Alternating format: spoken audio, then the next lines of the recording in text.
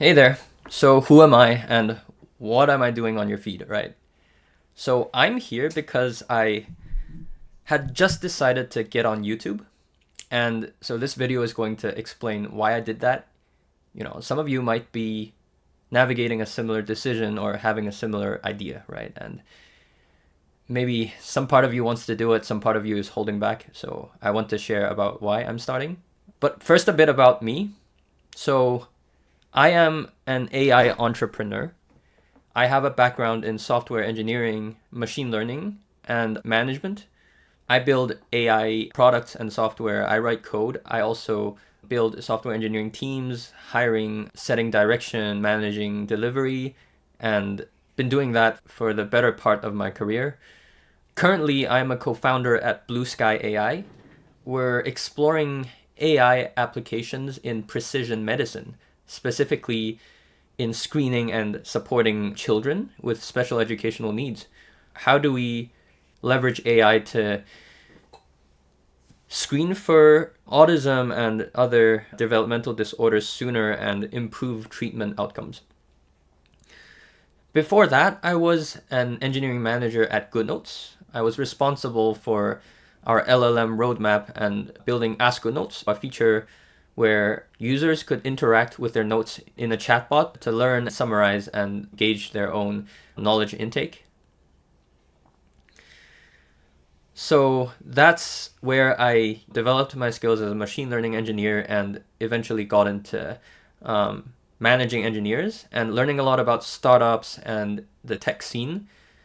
Super interesting to me, so it's going to be some of the content I'll be talking about.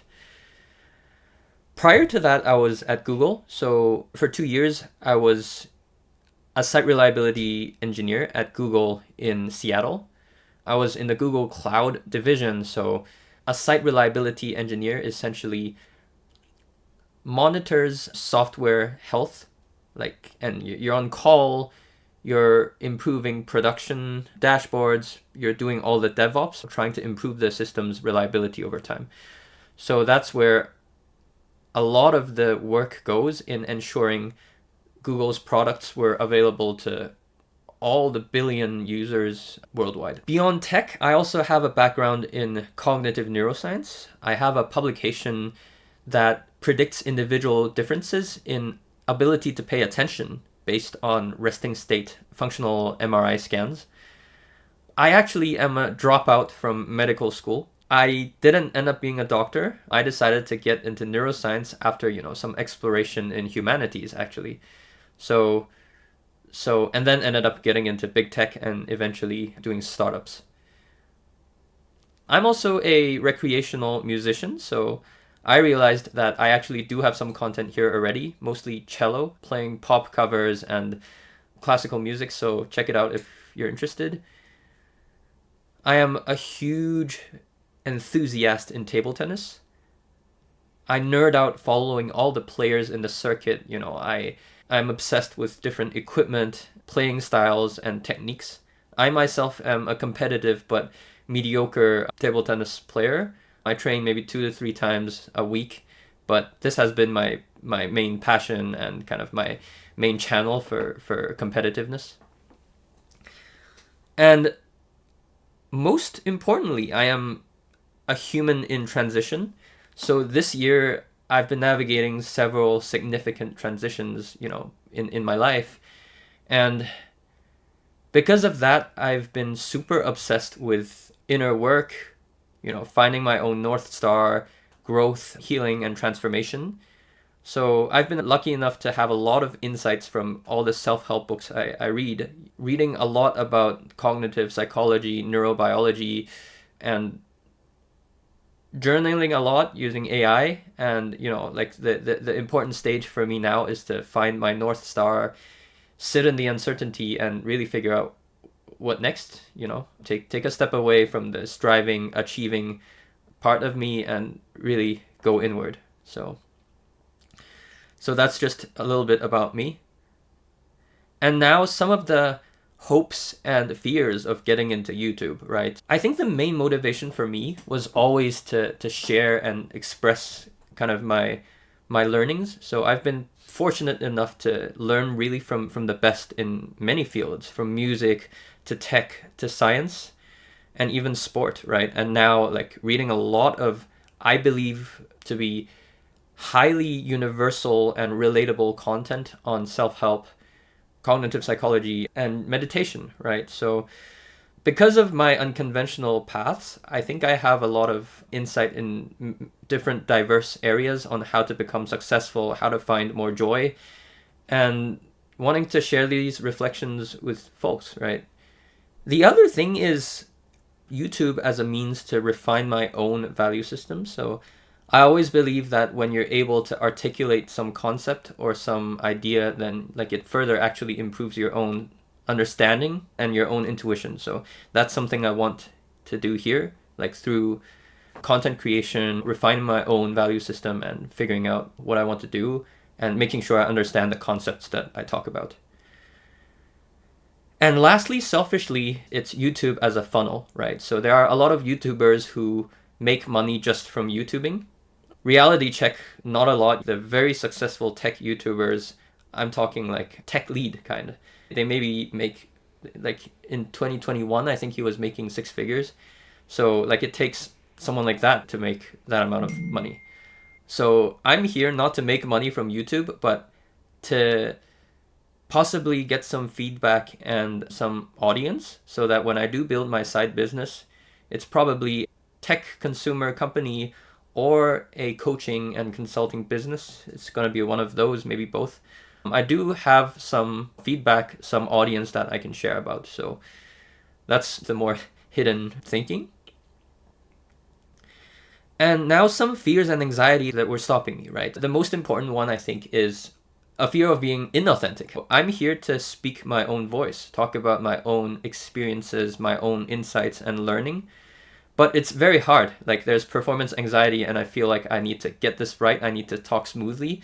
But the more, you want to do that, the more the wall comes up and you're not able to do it. So even just in this video, I've spent several takes already just trying to do it. So I want to make sure I talk in an authentic voice instead of caring too much about polishing or how it's received, how it's engaging with the audience. There's another fear of creating pressure.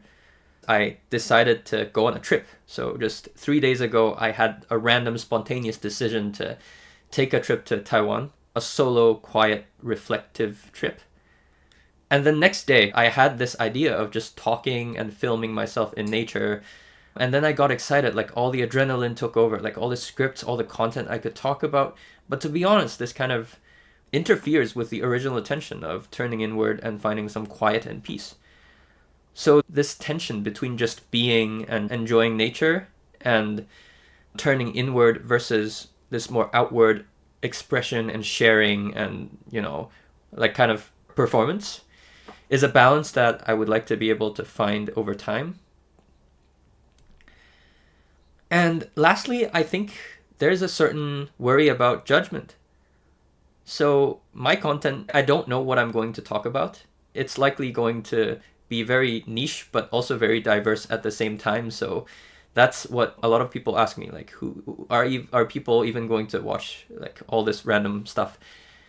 And there are also people who would want to look out for me, right? Like friends and family, making sure I don't overshare things about myself, making sure I don't create unnecessary drama or hate, right? Not that I think I'll ever get to that point. I'm just a dude talking about random stuff. But there is still that pressure, right? And some fear of judgment from people, especially close to me. So there you have, these were some of the fears and hopes that were going into this decision. But I think every decision takes a spark. As I mentioned, for me, it was really deciding to go on this healing trip to be by myself and detox, unwind from everything. And then also create some B-roll for future content. So I decided to get on YouTube 2 days ago. I had a lot of adrenaline, so I couldn't sleep at all yesterday. I went straight to go buy, this Logi blue mic. Got this kind of selfie stick for filming myself in nature, along with this kind of wearable mic. all set up. I'm gonna fly out tomorrow.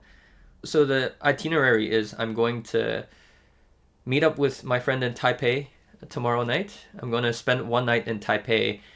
Sunday morning, I'm going to take a train to the eastern coast of Taiwan, so a county called Hualien. It's absolutely beautiful, lots of nature, lots of beach, lots of mountains, whale watching, and just really a chance to be in a secluded but still exciting environment, right? I was considering going even more south to this secluded Pacific coast area called Shitiping. Beautiful geology and rocks, but I decided it was too secluded. Like it might get boring, so anyway, I'm going to Hualien for 3 days and then going back to Taipei. For last 3 days, probably taking an excursion to one of the close towns like Jiufen or Wulai, right? Or even hot springs day at Beitou. And then spending one last day in the city.